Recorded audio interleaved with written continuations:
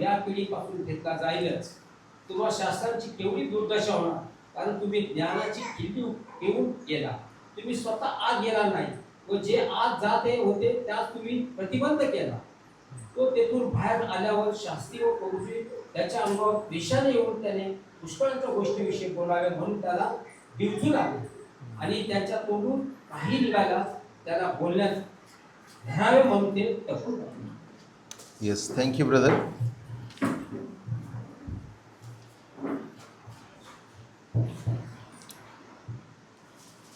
People may think, how can a loving and kind and gentle Jesus can speak and be hard on these people? लोक कदाचित विचार करतील की येशू ख्रिस्त जो नम्र लीन अंतकरणाचा प्रेमळ असा आहे तो इतका कठोरतेने आता कसा बोलू लागला. But when we learn the gospel, we understand that Lord Jesus Christ was gentle to the repentant sinner and he was hard on the rebellions. ज्यावेळेस आपण शुभवर्तमान वाचतो त्यावेळेस आपल्याला कळतं की येशू ख्रिस्त जे पश्चातापी पापी होते त्यांच्याविषयी तो सौम्यतेने वागला, परंतु जे बंडखोर होते त्यांच्याविषयी तो कठोरतेने वागला. Recording. Loudly. Sorry. Jesus exposes the emptiness of outward religion without inward holiness. या ठिकाणी येशू ख्रिस्त जे बाह्य धार्मिकता आहे परंतु आंतरिक कसल्याही प्रकारचा बदल नाही अशा प्रकारच्या धार्मिकतेचा तो धिक्कार करत आहे. He is warning against the spiritual hypocrisy, pride, rejection of God's truth.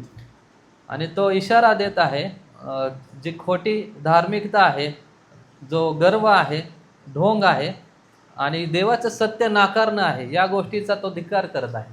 And we need to understand the context with whom he is speaking and why he is speaking and what he is condemning. मला हे समजणं गरजेचं आहे याचा संदर्भ काय आहे, तो कोणाशी बोलत आहे आणि तो का दोष लावत आहे. The outline is Christ confronts empty religion in 37 to 41. वचन 37 ते 41 मध्ये आपण पाहतो की ख्रिस्त रिक्त धर्माचं खंडन करत आहे. Second, Christ pronounces oaths on the Pharisees. आणि तो परुषांचा धिक्कार करत आहे. Thirdly, Christ pronounces oaths on the lawyers, 45 to 52. 45 ते 52 मध्ये जे शास्त्री आहेत त्यांचा तो धिक्कार करत आहे. And finally, hardened hearts reject the truth. आणि अशा प्रकारचं हृदय, चौथी गोष्ट, जे कठीण झालेलं आहे आणि जे सत्याला नाकारतं त्याचा तो धिक्कार करत आहे. In this passage, our Lord Jesus Christ exposes the pride, hypocrisy, self-centeredness, cruelty, and self-glorification of Pharisees and scribes. आणि या संदर्भामध्ये आपण पाहिलं तर येशू ख्रिस्त जे परुषी आणि शास्त्री आहेत त्यांच्या अंतःकरणामध्ये जो गर्व, जो खोटेपणा, जो स्वकेंद्रितपणा आणि जी दुष्टता आहे, स्वधार्मिकता आहे, त्याचा तो नाकार करत आहे. But inwardly, their hearts were far from God. आणि आंतरिकरित्या त्यांचं हृदय जे आहे ते देवापासून अतिशय दूर होतं. We need to understand the context, what Jesus Christ is condemning. Otherwise, people can misinterpret and apply in a wrong way these scriptures. हा संदर्भ जर आपण समजून नाही घेतला तर चुकीच्या रीतीने लोक याचा अर्थ काढतील आणि लागूकरण ही चुकीच्या प्रकारे होईल. Jesus is not attacking the obedience of the believers. येशू ख्रिस्त जे विश्वासणारे आहे त्यांच्या आज्ञा पालनाचा तो नाकार करत नाही. There are so many outward things we do in the church. मंडळीमध्ये अशा अनेक गोष्टी आहेत, ज्या बाह्य गोष्टी आहेत ज्या आपण मंडळीमध्ये करतो. Singing, exhortation, preaching, serving. So Jesus is not against those things. गीत गाणं, देवाच्या वचनातून बोध करणं, मंडळीची सेवा करणं, या सर्व गोष्टीच्या विरुद्ध प्रभू येशू ख्रिस्त नाही. Jesus is exposing religion that has lost its heart. प्रभू येशू ख्रिस्त अशा प्रकारच्या धर्माचा तो नाकार करत आहे की ज्याचा गाभा त्या धर्माने गमावलेला आहे. Yeah, it was a warning to the people Pharisees and scribes, and it is even the warning to every generation. आणि या संदर्भामध्ये आपण पाहतो की शास्त्री परुषी यांना तो इशारा दिलेला आहे आणि त्याच प्रकारे या पिढीमध्ये अशा प्रकारचे लोक आहे, अशा सर्वांसाठी प्रभू येशू ख्रिस्त हा इशारा देत आहे. The greatest danger to the church does not always come mainly from secularism or false religion. मंडळीसाठी सर्वात मोठा धोका जो आहे तो खोट्या धर्मापासून येत नाही. Jesus teaches that spiritual danger can also come through outward religion without true devotion to God. प्रभू येशू ख्रिस्त या ठिकाणी हे शिकवत आहे की आत्मिक धोका जो आहे तो बाह्य धार्मिकतेतून येतो आणि जे देवाप्रती जे खरं समर्पण आहे त्याच्या अभावाने हा धोका निर्माण होतो. Yes, there are people filled in the churches. They do so many outward things, but they have no relationship with the living God. They have not trusted Christ. मंडळ्या ज्या लोकांनी भरलेले आहेत ते पुष्कळ गोष्टी बाह्य रीतीने करतात, परंतु आंतरिकरित्या कसल्याही प्रकारचा बदल नाही किंवा देवाप्रती कसल्याही प्रकारचं समर्पण आणि नातं त्यांचं नाही. The true gospel is offensive to them. आणि सत्य सुवार्ता त्यांच्यासाठी दोष देणारी आहे. They feel bad when we talk about repentance, when we talk about discipleship, discipline, the kingdom of God and the righteousness. जेव्हा आपण पश्चाताप, देवाची धार्मिकता, शिष्यत्व, देवाचं राज्य याविषयी आपण जेव्हा बोलतो त्यावेळेस त्यांचे अंतःकरण दुखावले जातात. They want a free living.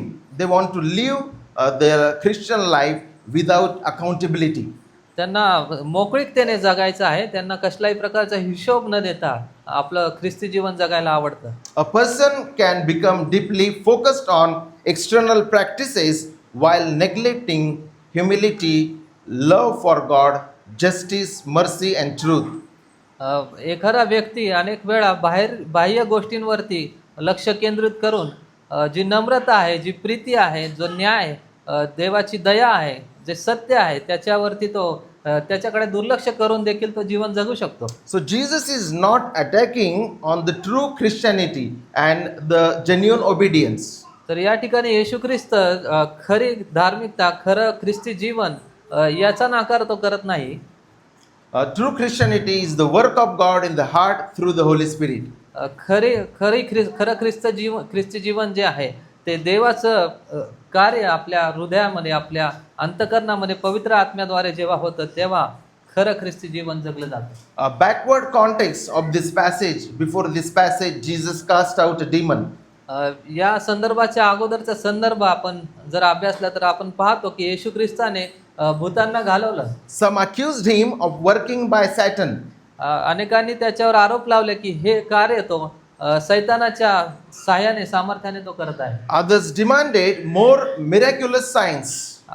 इतर काही लोकांनी आणखी प्रभू येशू ख्रिस्ताने आणखी चिन्ह चमत्कार करावे याची मागणी केली. And Jesus Christ warned about their spiritual blindness because they were spiritual blind. They were not able to recognize Jesus as the Lord.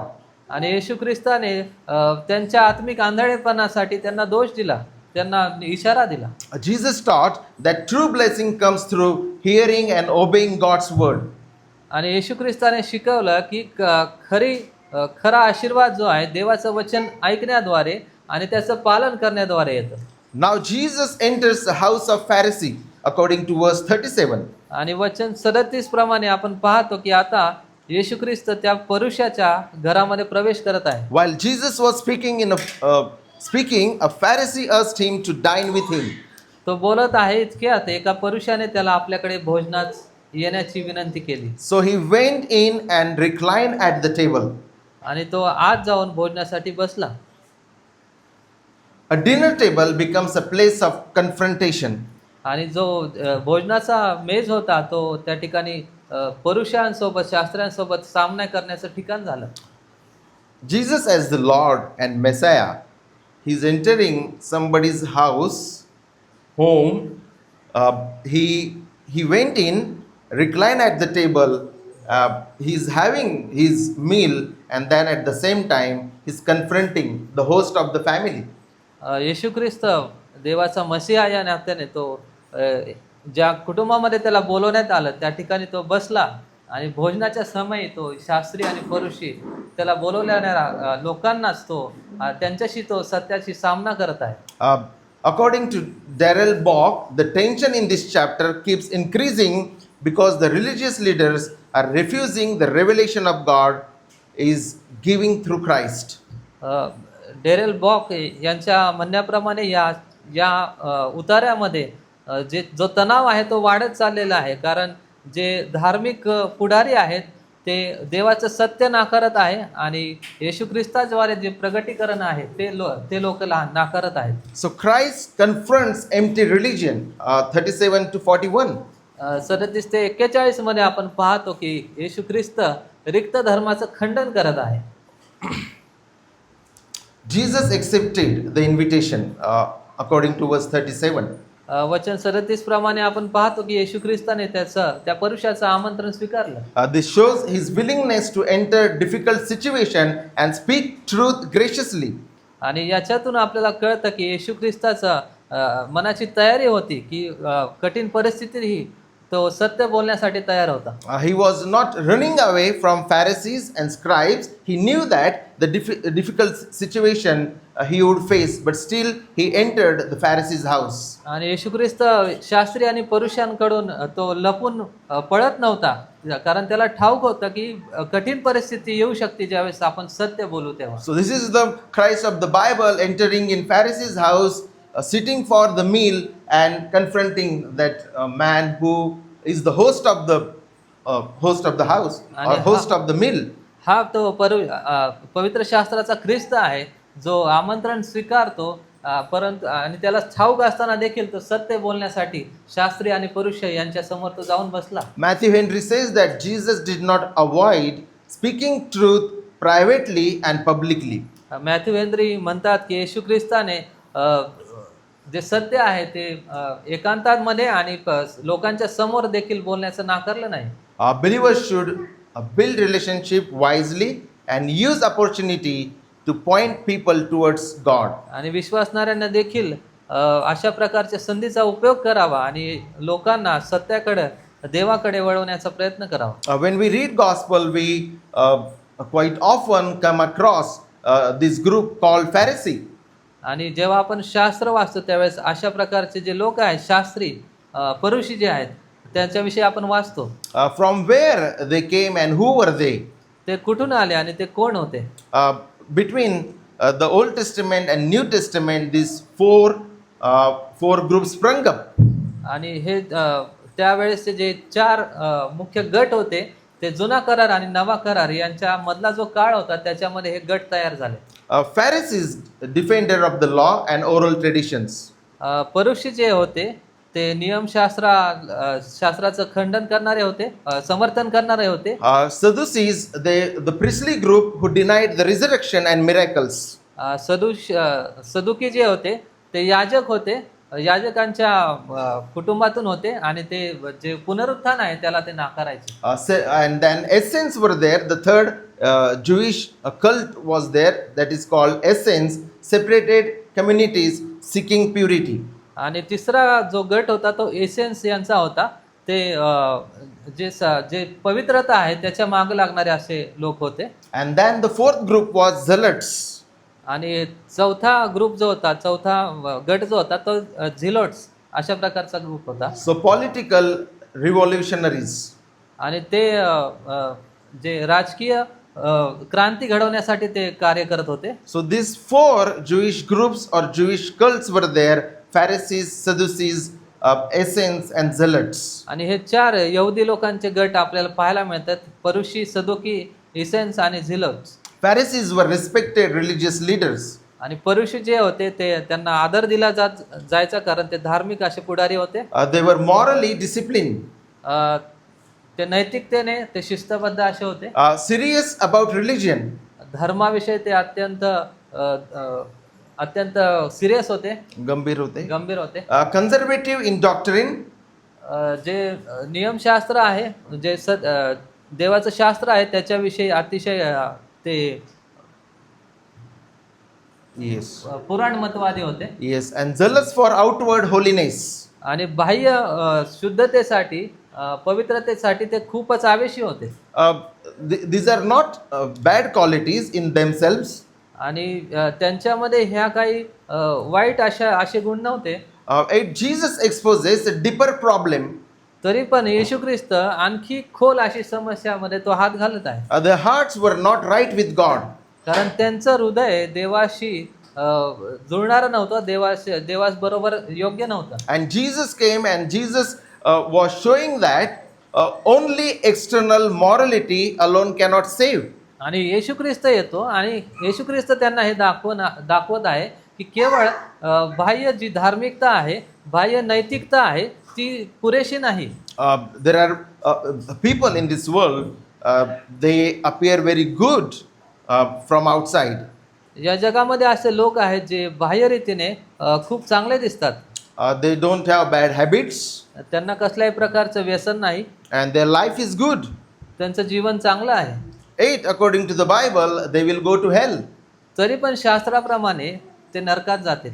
Why? Because they do not have the lives and the hearts transformed by the grace of God, and they have not believed in Jesus Christ. का? कारण त्यांनी येशू ख्रिस्तावर विश्वास ठेवला नाही, त्यांच्या अंतःकरणाचं हृदयाचं परिवर्तन झालं नाही, त्यांचं जीवन बदललेलं नाही. God desires truth in the inward being. God desires a transformed heart, transformed lives. देवाची इच्छा आहे की मनुष्याच्या अंतःकरणामध्ये बदल घडावा, परिवर्तन व्हावं आणि मनुष्याच्या हृदयामध्ये सत्यता असावी. Verse 38, the Pharisee was astonished to see that Jesus did not first wash before the dinner. आणि वचन 38 मध्ये आपल्याला पाहायला मिळतं की परुषांना आश्चर्य वाटले की येशू ख्रिस्ताने जेवणापूर्वी आपले हातपाय धुतले नाही. Verse 38, the Pharisees was astonished to see that he did not first wash before the dinner.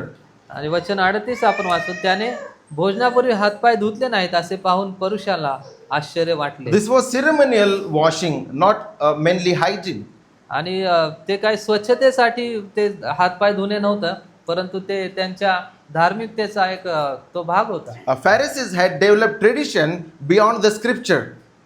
परुषांनी शास्त्राच्या पलीकडे, शास्त्राच्याही वर या सर्व त्यांच्या परंपरेला महत्त्व दिलेलं होतं.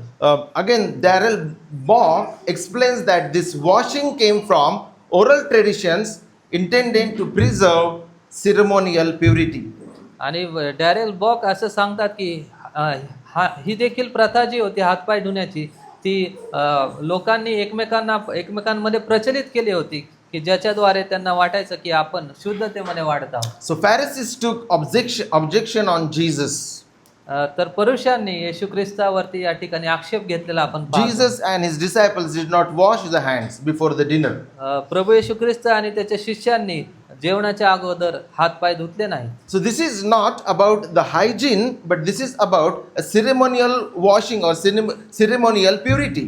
आणि या ठिकाणी स्वच्छतेविषयी नाही, परंतु त्यांची जी प्रथा होती ती त्यांनी पाळली नाही. This quantity of the water they mentioned. आणि हे हातपाय धुण्यासाठी किती पाणी वापरावं त्याचं प्रमाण त्यांनी सांगितलेलं होतं. This quantity equal to an egg and half, 75 ml water acted as a spiritual detergent. आणि त्यांनी सांगितलं होतं की 75 ml जे पाणी आहे हातपाय धुण्यासाठी वापरलं तर ते आत्मिक जणू काही साबणाप्रमाणे आहे. Pharisee was shocked because Jesus ignored the ceremonial custom. परुषांना आश्चर्य वाटले कारण की येशू ख्रिस्ताने ही जी त्यांची प्रथा आहे ती त्याने त्याच्याकडे दुर्लक्ष केलं. Jesus was not breaking the law, but Jesus was breaking the tradition that Pharisees made. प्रभू येशू ख्रिस्त नियमशास्त्र मोडत नव्हता, परंतु परुषांनी ज्या प्रथा पाडल्या होत्या त्या मोडत होता. Jesus intentionally exposed the danger of elevating tradition above the word of the Lord. आणि येशू ख्रिस्त हा धोका दाखवून देत आहे की मनुष्यांची जी प्रथा आहे देवाच्या नियमशास्त्रावरती जेव्हा त्याला आपण उंच स्थान देतो त्याला तो दोष देत आहे. Again, the important clarification should be given here that Jesus is not condemning the good things in the biblical worship or order. या ठिकाणी महत्त्वाचं स्पष्टीकरण देणं गरजेचं आहे की येशू ख्रिस्त चांगल्या गोष्टी ज्या उपासनेमध्ये आणि देवाच्या वचनामध्ये आहे त्याचा तो धिक्कार करत नाहीये. There are good things in the churches. मंडळांमध्ये चांगल्या गोष्टी आहेत. The church leadership, मंडळीचं नेतृत्व करणारे, church discipleship, church discipline, मंडळीमध्ये शिष्यत्व वाढवणं, शिस्त लावणं, and orderly worship, सर्व व्यवस्थितपणे उपासना करणं, the covenant commitment, समर्पित असं करार करणं, accountability in the church. मंडळीला उत्तर देणं, जबाबदारी असणं. The Pharisees' problem was completely different. पुरुषांचा जी समस्या आहे ती पूर्णपणे वेगळी आहे. They added human traditions above the scripture and measured spirituality mainly by outward rituals. त्यांनी देवाच्या वचनापेक्षा मानवी ज्या प्रथा आहेत त्यांना उंच स्थान दिलं आणि देवाच्या वचनापेक्षा या सर्व गोष्टींना, या प्रथांना त्यांनी महत्त्व दिलं. Even today, people give more importance to the outward rituals than the word of the Lord. आणि आज देखील आपण पाहतो की अशा प्रकारचे लोक आहे जे बाह्य गोष्टींना जास्त महत्त्व देतात देवाच्या वचनापेक्षा. For example, people can follow the Lent days. उदाहरणार्थ लोक 40 दिवसाचे उपवास करणं या गोष्टी करतात. But when a preacher teaches about the new birth, about the repentance, about the redemption, about Jesus Christ, they don't like, but they like the outward things. उदाहरणार्थ 40 दिवसाचा उपवास करणं त्याच्याविषयी लोक ज्यावेळेस उपदेशक उपासनेविषयी, शिष्यत्वाविषयी किंवा पश्चाताप करण्याविषयी, तारणाविषयी शिकवतात ते त्यांना आवडत नाही. परंतु नक्कीच हे 40 दिवसाचे उपवास करणारा एखादा उपदेशक असेल ते त्यांना आवडतं. So lifting up or elevating the human tradition above the scripture, देवाच्या वचनाच्या वर मानवी प्रथांना उंच स्थान देणं, and then thinking that because of following this Lent period, they become holy or acceptable to God. आणि त्यानंतर जर असा आपण विचार केला की या सर्व प्रथा पाळल्यामुळं आम्ही देवाच्या दृष्टीने आमचा स्वीकार होतो, And neglecting what the gospel is teaching. परंतु जे शुभवर्तमान शिकवत आहे त्याच्याकडे पूर्णपणे दुर्लक्ष करणं. This is a relevant example of our days. आपल्या दिवसातलं हे अतिशय स्पष्टीकरण देणारं उदाहरण आहे. They were adding to God's law as means of gaining salvation and acceptance before the Lord. देवाच्या नियमशास्त्रामध्ये भर घालून त्यांना असं वाटत होतं की त्या सर्व गोष्टी पाळल्याने देवाच्या दृष्टीने आमचा स्वीकार होईल, आमचं तारण होईल.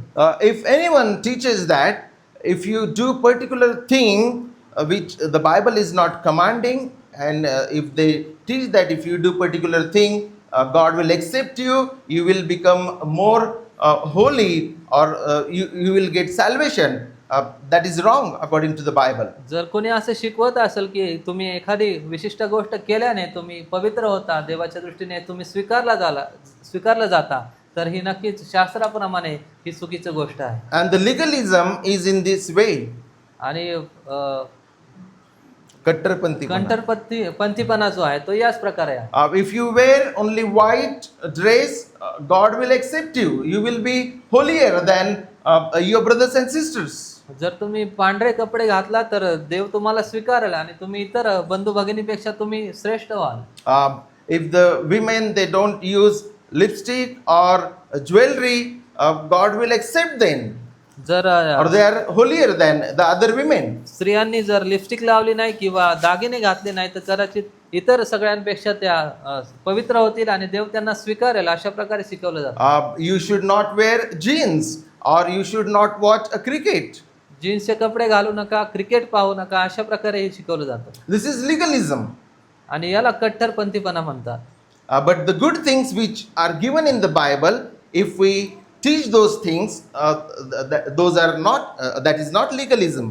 परंतु ज्या चांगल्या गोष्टी शास्त्रामध्ये आहेत, शुभवर्तमानामध्ये आहेत, त्या जर आपण शिकवतो तर त्याला कट्टरपंथीपणा म्हणू शकत नाही. We must distinguish between biblical obedience and human tradition.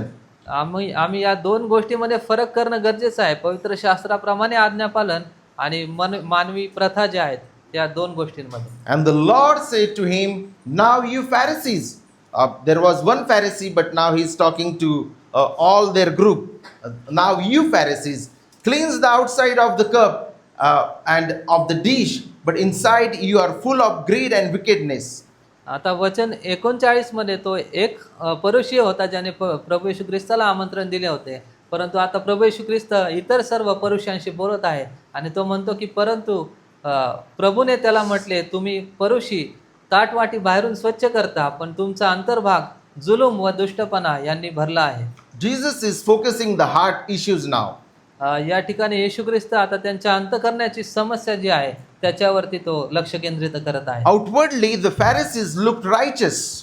बाहेरून परुषी जे आहेत ते अत्यंत धार्मिक दिसत होते. They stood in the square in the main places and they lifted their hands and they praised the Lord. ते चौकात उभं राहून देवाची स्तुती करत असे आपले हात उंचावून. When they helped the people, they appeared before the Lord, before the people. आणि जेव्हा ते दान धर्म करत असेल ते लोकांसमोर ते करत असेल. They purposefully they had a pattern of the prayer, a long prayer, so that people may think that this guy is a righteous guy. आणि ते जाणीवपूर्वक मोठमोठ्या प्रार्थना करायच्या यासाठी की लोकांनी ते ऐकून म्हणावं की हा खूप धार्मिक मनुष्य आहे. But the inwardly they were filled with greed, pride and selfishness. परंतु आंतरिकरित्या ते सर्व प्रकारची दुष्टता, जे धार्मिकता आणि खोटा धर्म, गर्व याच्याने ते भरलेले होते. Philip Rykins points out that Jesus is exposing the difference between external appearances and internal corruption. Philip Ryken म्हणतात की येशू ख्रिस्त या ठिकाणी दाखवत आहे दोन गोष्टींमधला फरक. एक तर आंतरिक त्यांची स्थिती आणि आंतरिक जो त्यांचा भ्रष्टाचार होता तो दाखवून देत आहे. From outside they're looking or they're appearing righteous, but from inside there is internal corruption. बाहेरून ते धार्मिक दिसतात परंतु आंतरिकरित्या ते भ्रष्ट आहेत. And that phrase is teaching that very clearly. Now you Pharisees cleanse the outside of the cup and of the dish, but inside you are full of greed and wickedness. आणि ख्रिस्ताच्या या वाक्यामध्ये आपल्याला ते दिसतं की तुम्ही परुषी ताटवाटी बाहेरून स्वच्छ करता पण तुमचा अंतर्भाग जुलूम व दुष्टपणा यांनी भरला आहे. The false religion is like that. People they do so many outward things, but they do not have inner change and no relationship with the living God. खोटी धार्मिकता याप्रमाणे आहे की लोक बाहेरून खूप काही गोष्टी करतात परंतु आंतरिकरित्या त्यांचं हृदय परिवर्तन झालेलं नाही आणि देवाशी त्यांचं नातं नाही. Yes, even the false religions, all the false religions are in this way. आणि सर्व खोटे धर्म याच प्रकारे आहेत. They don't have any relationship with God, but they just want to do outward rituals. त्यांचं कसल्याही प्रकारे देवाशी नातं नाही परंतु त्यांना सर्व प्रकारच्या या धार्मिक गोष्टी करायच्या आहेत. The problem of man is inward corruption. मनुष्याची समस्या ही आहे की आंतरिकरित्या तो भ्रष्ट आहे. True change must begin in the heart.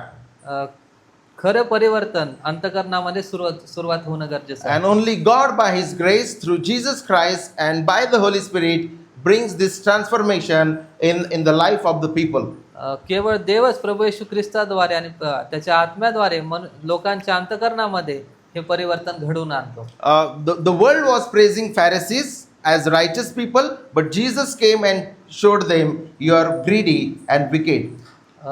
जग त्या परुषी लोकांची स्तुती करत होते की हे खूप धार्मिक आहेत परंतु प्रभू येशू ख्रिस्त येऊन दाखवतो की ते कशा प्रकारे खोट्या धार्मिकतेमध्ये भ्रष्ट आहेत.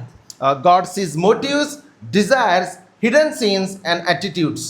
देव मनुष्याच्या इच्छा, लपलेलं पाप, त्यांचे उद्देश आणि सर्व प्रकारचं आंतरिक त्यांचा जी स्थिती आहे ते देव पाहू शकतो. And then in verse 40 Lord Jesus Christ says, you fools,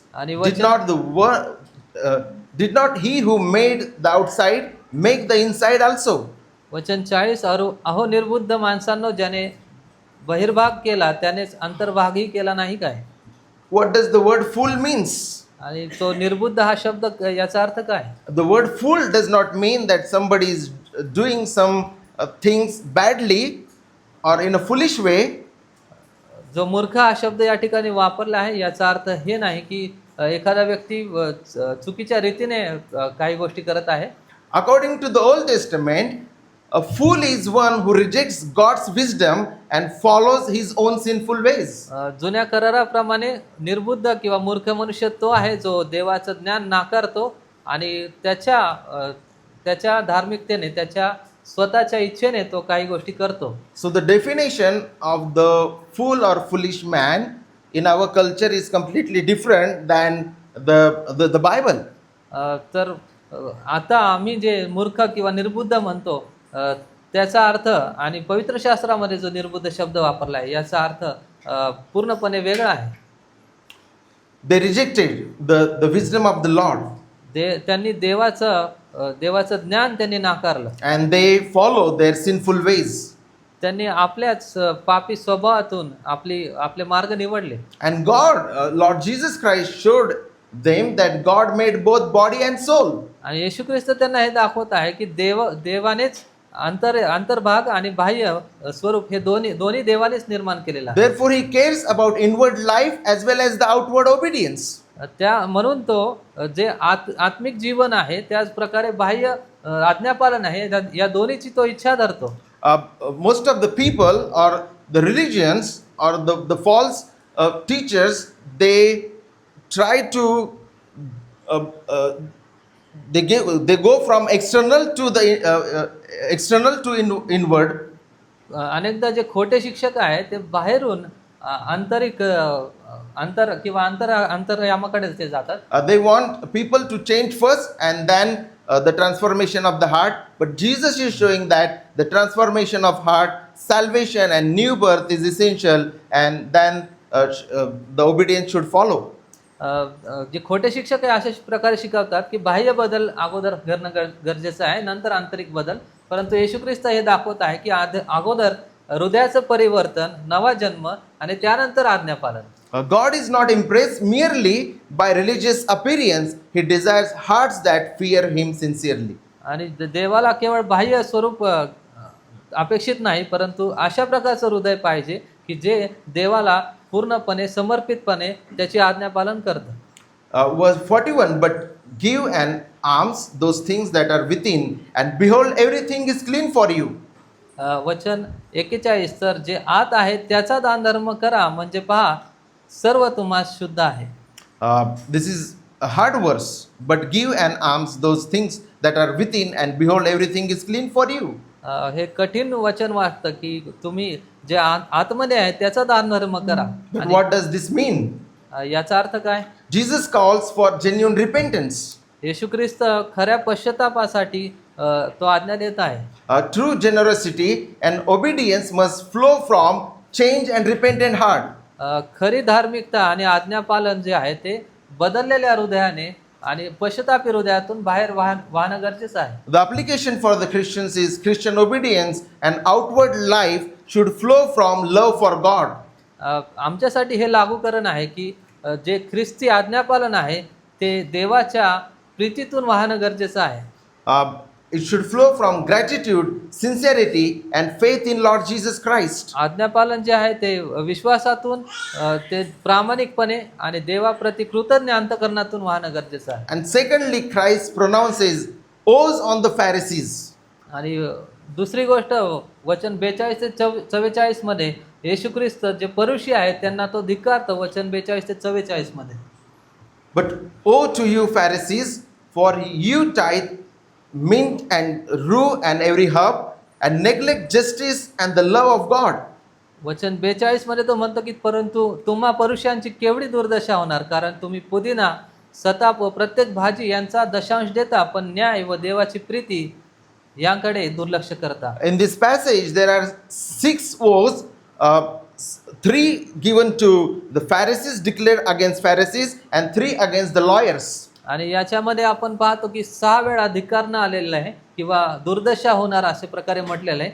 आणि ते 3 वेळा पुरुषांसाठी म्हटलेले आहे आणि 3 वेळा जे नियमशास्त्राचे शास्त्री आहेत त्यांच्यासाठी म्हटलेलं आहे. This woe, the word woe, is calling someone to repentance. It is a warning and it is also about the judgment. आणि हा जो केवढी दुर्दशा होणार हा जो शब्द आहे तो इशारा देणारा आहे, तो पश्चाताप करायला लावणारा आहे आणि तो न्याय सांगणारा हा शब्द आहे. The Pharisees carefully tithe tiny herbs. जे परुषी आहेत त्यांनी छोट्या छोट्या ज्या वनस्पती आहेत त्यांचा देखील दशमांश परमेश्वराला दिला. They were precise in external duties, आणि बाह्य धार्मिकतेमध्ये ते अतिशय काटेकोर होते, but they neglected greater matters. परंतु त्यांनी ज्या मोठ्या गोष्टी आहेत त्यांच्याकडे पूर्णपणे दुर्लक्ष केलं. Justice, mercy, and love for God. न्याय, दया करणं आणि देवावरती प्रीती करणं. Jesus is not condemning careful obedience again. पुन्हा एकदा आपण हे समजून घेऊ की येशू ख्रिस्त जे काटेकोरपणे आज्ञापालन करणे याला तो नाकारत नाही. Jesus is condemning hypocrisy. परंतु येशू ख्रिस्त जे ढोंग आहे त्याला तो नाकारत आहे. And Matthew teaches that they were tithing in this way, but they were also devouring the homes of the widows. मग ते या प्रकारे शिकवतं की ते या प्रकारे दशमांश देत होते सर्व छोट्या छोट्या गोष्टींचा, परंतु ज्या विधवा आहेत त्यांचं ते शोषण करत होते. And then they were teaching that the money that you kept for your parents, you give to us. आणि ते लोकांना शिकवत होते की जे पैसे तुम्ही आपल्या आईवडिलांसाठी ठेवलेले आहेत ते तुम्ही आम्हाला द्या. So Jesus is condemning hypocrisy. तर येशू ख्रिस्त या ठिकाणी जे ढोंग आहे त्याचा धिक्कार करत आहे. And this is how the false prophets and false teachers work. आणि अशा प्रकारे जे खोटे शिक्षक आहेत ते अशा प्रकारे शिकवतात. They manipulate people spiritually. ते आत्मिक रीतीने लोकांची दिशाभूल करतात. If you give money to us, you are giving to God, and whatever money you have for your family duties or parents and wife and children, you give to God, God will bless you. आणि अशा प्रकारे ते शिकवतात जो काही पैसा तुम्ही आपल्या लेकरांसाठी कुटुंबासाठी ठेवलेला आहे तो आम्हाला द्या. आम्हाला देणं म्हणजे तुम्ही देवाला देता. Jesus is condemning hypocrisy, and even as the people of God, we should stand against such practices and such teachings. येशू ख्रिस्त या ठिकाणी जी खोटी धार्मिकता आहे त्याचा धिक्कार करत आहे आणि अशा प्रकारे मंडळी देखील आपण देखील अशा खोट्या गोष्टींचा आम्ही धिक्कार करणं गरजेचं आहे. They were neglecting the love of God, justice and mercy. ते जो न्याय आहे, दया आहे आणि देवाप्रती प्रीती आहे त्याच्याकडे पूर्णपणे दुर्लक्ष करत असे. What does the love of God means? आणि देवाप्रती प्रीती असणे म्हणजे काय? Loving God sincerely. देवावरती प्रामाणिकपणे प्रीती करणं, delighting in Him, त्याच्यामध्ये आनंद करणं, desiring His glory, त्याच्या गौरवासाठी इच्छा धरणं, obeying Him. त्याचं आज्ञापालन करणं. But they were not doing this. परंतु या सर्व गोष्टी ते करत नव्हते. They were interested only in outward rituals, but they were neglecting the bigger matters, the weightier matters. ते केवळ विधींचं पालन करत होते, परंतु ज्या मोठ्या गोष्टी आहेत त्यांच्याकडे पूर्णपणे दुर्लक्ष करत असतात. The true love for God produces humility, holiness, compassion and obedience. देवासाठी जे खरं प्रेम आहे ते मनुष्याला नम्र करतं, मनुष्यामध्ये पवित्रता निर्माण करते, इतरांप्रती कळवळा आणि देवाचं आज्ञापालन निर्माण करते. They were also neglecting justice. त्याच प्रकारे ते न्यायाला देखील पूर्णपणे दुर्लक्ष करत होते. Justice means treating people according to God's righteous standard. न्याय याचा अर्थ देवाच्या पवित्र अशा प्रकारच्या दर्जाप्रमाणे लोकांशी व्यवहार करणं. It includes fairness, honesty, mercy and compassion. याचा अर्थ की त्याच्यामध्ये आम्ही प्रामाणिकपणे, दयाळूपणे आणि प्रीतीने आम्ही लोकांशी वर्तन करतो. The Pharisees became harsh and self-righteous. परंतु परुषी जे आहे ते कठीण हृदयाचे झाले आणि स्वधार्मिक झाले. They care more about the man-made rituals than mercy towards people.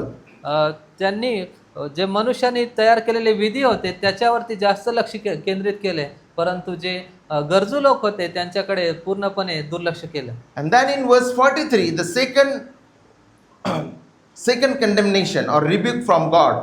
आणि वचन 43 मध्ये दुसऱ्या वेळेस येशू ख्रिस्त त्यांचा धिक्कार करत Woe आहे. to you, Pharisee, for you love the best seat in the synagogue and greetings in the marketplace. तुम्हा परुषांची केवढी दुर्दशा होणार, कारण सभास्थानांमध्ये श्रेष्ठ आसने व बाजारात नमस्कार घेणे हे तुम्हास आवडतात. The Pharisees loved public honor. जे परुषी होते ते लोकांमध्ये उघड ठिकाणी त्यांना सन्मान मिळण्यासाठी त्यांना ते आवड धरत असे. They enjoyed and demanded titles, greetings and recognition. आणि लोकांकडून त्यांना मान्यता मिळण्यासाठी, त्यांना पुरस्कार मिळण्यासाठी ते प्रयत्नत होते. So their religion became connected to the self-glory. तर त्यांची धार्मिकता जी आहे ती स्वतःच्या गौरवाकडे त्यांना ओढत होती. They loved the best plate, the best seat in the synagogue and greetings in the marketplace. आणि वचन 43 मध्ये आपण पाहतो की त्यांना सभास्थानामध्ये मोठं स्थान आणि बाजारामध्ये नमस्कार घेणं या गोष्टी त्यांना आवडत होत्या. So they were seeking the self-glory. तर ते स्वतःच्या गौरवासाठी ते प्रयत्नामध्ये होते. Pride corrupted their religious influence. गर्वामुळे त्यांचा जो धार्मिक प्रभाव होता त्याच्यावरती परिणाम झाला. So from verse 43 we learn that they were seeking the self-glory and they were self-centered people.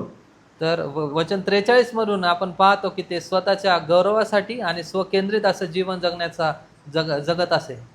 As a Christian we must remain humble because we have received the grace from God. ख्रिस्ती या नात्याने आम्ही नम्र असलं पाहिजे, कारण आम्हाला देवापासून कृपा मिळालेली आहे. We should not be seeking the glory for our name, titles and recognition. आमच्या नावासाठी आम्ही नावाजले जावं यासाठी आणि लोकांकडून आम्हाला मान्यता मिळावी यासाठी आम्ही प्रयत्नात असू नये. Our desire should be God's glory and faithful service. आमची इच्छा जी आहे ती देवाचं गौरव आणि देवाची पूर्णपणे विश्वासूपणे सेवा करणं And care for God's people. देवाच्या लोकांची काळजी घेणं. But not for our own title, our own position, recognition and the self-glory. आमच्या स्वतःच्या गौरवासाठी आम्हाला मान्यता मिळावी किंवा आमचं नाव व्हावं यासाठी नाही. When we come in the church, people can greet one another. जेव्हा आम्ही मंडळीमध्ये येतो त्यावेळेस लोक एकमेकांना अभिवादन करू शकतात. But I cannot demand people should greet me every time. परंतु मी अशी मागणी करू शकत नाही की लोकांनी प्रत्येक वेळेस मला येऊन नमस्कार करावा किंवा मला अभिवादन करावं. It is good to greet. इतरांना अभिवादन करणं चांगली गोष्ट आहे. But when we demand, that became sin. परंतु ज्यावेळेस मी त्याची मागणी करतो त्यावेळेस ते पाप होतं. I think we need to be careful in this area. आणि या बाबतीत आम्ही काळजी घेणं गरजेचं आहे. Verse 44, woe to you, this is the third one, and we are going to stop here. We will continue the same sermon next Sunday. Woe to you, for you are like unmarked graves, and people walk over them without knowing. वचन 44 मध्ये तिसऱ्यांदा येशू ख्रिस्त धिक्कार करत आहेत. तुमची केवढी दुर्दशा होणार, कारण तुम्ही न दिसणाऱ्या कबरांसारख्या आहात, त्यांच्यावरून माणसे न समजता चालतात. According to the Old Testament law, touching a dead body or grave made a person ceremonially unclean. जुन्या कराराच्या नियमाप्रमाणे जे मृत असं शरीर आहे किंवा कबर आहे त्याला हात लावणं त्याच्यामुळे मनुष्य विटाळला जात असे. Therefore, graves were carefully marked. आणि याच कारणामुळे ज्या कबरा होता त्यांना व्यवस्थित रीतीने खून केली जात असे. So that people should not walk on the graves. याच्यासाठी की लोकांनी चुकूनही त्या कबरांवरती पाय ठेवू नये किंवा त्याला स्पर्श करू नये. Unmarked grave was dangerous because people could unknowingly become defiled. परंतु अशा प्रकारे ज्या कबरांवरती खुणा केल्या नव्हत्या त्या खरोखर त्या धोक्याच्या होत्या, कारण नकळतपणे लोक त्याला स्पर्श करत असे आणि विटाळत असे. Jesus gives severe rebuke to Pharisees now. येशू ख्रिस्त आता परुषांना आणखी कठोर अशा प्रकारे तो धिक्कारत आहे. According to the Old Testament law, touching the dead body or a grave made a person ceremonially unclean. जुन्या कराराच्या नियमाप्रमाणे अशा प्रकारच्या कबरांना हात लावणं किंवा स्पर्श होणं त्याच्याने मनुष्य विटाळला जात असे. But Jesus says Pharisees themselves are like hidden graves. परंतु येशू ख्रिस्त या ठिकाणी म्हणत आहे की परुष स्वतः त्या लपलेल्या कबऱ्यांप्रमाणे आहेत. Outwardly they appear holy, but spiritually they were dead inside. बाह्य रीतीने ते पवित्र दिसतात, परंतु आत्मिक रीतीने पूर्णपणे ते मृत आहेत. And Jesus was saying that, according to the Leviticus, that you think that the graves, if you touch the graves or the dead body, that will make you ceremonially unclean, but you yourself are those graves. People who touch you, people who receive the teaching from you, they become unclean because of you. प्रभू येशू ख्रिस्त हे दाखवत आहे की नियमशास्त्राप्रमाणे ते त्या कबरा ज्या आहेत त्या विटाळण्याचं एक कारण बनत असे, परंतु तुम्ही जे परुषी आहेत तुम्ही स्वतः त्या कबरा आहात. And people who are coming in connection with you, they become unclean because of your teaching, your traditions. आणि तुमच्या परुषांच्या संपर्कामध्ये जे लोक येतात, तुमच्या प्रभावामध्ये येतात, त्या तुमच्या या सर्व गोष्टींमुळे ते देखील विटाळले जातात. Because people who came in connection with them, they also became self-righteous, seeking the self-glory, pride, legalism and external religion. कारण तुमच्या संपर्कामध्ये जे येतात ते देखील स्वतःला स्वधार्मिक समजतात, स्वतःचं गौरव शोधतात आणि ते कट्टरपंथी बनतात आणि स्वतःला अतिशय देवाच्या दृष्टीने चांगले समजतात. Hidden corruption is dangerous because people do not immediately recognize it.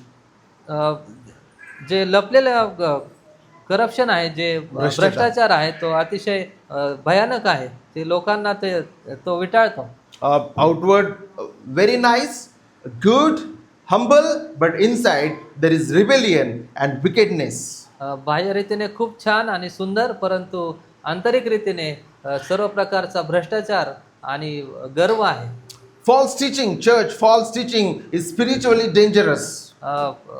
जे मंडळी जे खोटं शिक्षण आहे ते आत्मिक रीतीने अतिशय धोक्याचं आहे. Teaching that hides grace, replaces heart devotion with mere outward performances, harms the soul. केवळ बाह्य रीतीने अशा प्रकारची धार्मिकता त्याचं पालन केल्याने जो आत्मा आहे त्याला त्याच्यासाठी मोठा धोका निर्माण होतो. True biblical teaching leads people to Christ, repentance, humility and holiness.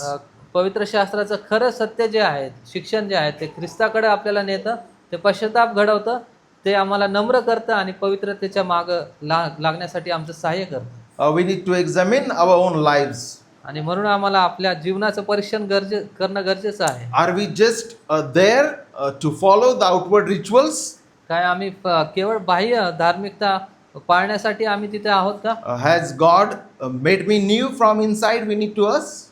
काय देवाने मला आतून नवीन केलेलं आहे का? Are we devoted to God? मी देवाला समर्पित आहे का? Do we trust Jesus Christ for salvation? मी ख्रिस्तावरती तारणासाठी विश्वास ठेवतो का? Are we just seeking the self-glory, recognition and the self-centeredness? काय आम्ही स्वधार्मिकता, स्वकेंद्रित जीवन, स्वतःचा गौरव आणि नावाजून घेणे याच्या मागे लागलेलो आहोत का? And are we like these people who are unmarked graves, people who touch us, people who are in connecting with us, becoming prideful and becoming self-centered? किंवा आम्ही त्या खुणा न केलेल्या कबरांप्रमाणे आहोत ज्याच्यामध्ये आतमध्ये भ्रष्टाचार आहे आणि आमच्या संपर्कामध्ये येणाऱ्या लोकांना आम्ही गर्वामध्ये आणि असत्यामध्ये आम्ही वाढण्यासाठी आमच्याद्वारे प्रोत्साहन देतो. May the Lord help us, have mercy on us and be gracious to each one of us. प्रभू आमचं सहाय्य करो, त्याने तो आमच्यावर दया करो आणि आम्हाला एकमेकांवरती कृपा करण्यासाठी कृपा करो. Thank you.